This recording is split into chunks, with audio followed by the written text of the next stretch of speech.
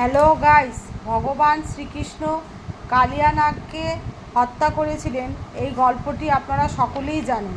তা এইটা সম্বন্ধে পাগা আপনাদের একটা গল্প বলছি। ভগবান শ্রীকৃষ্ণ যখন কালিয়ানাগকে বধ করেছিলেন, তিনি সরাসরি তাকে হত্যা করেননি, বরং ফণার উপরে নৃত্য করে তার অহংকার ভেঙে দেন। এরপর কালিয়ানাগকে ক্ষমা করে তাকে যমুনা নদী ত্যাগ করে অন্যত্র বসবাস করতে নির্দেশ দেন।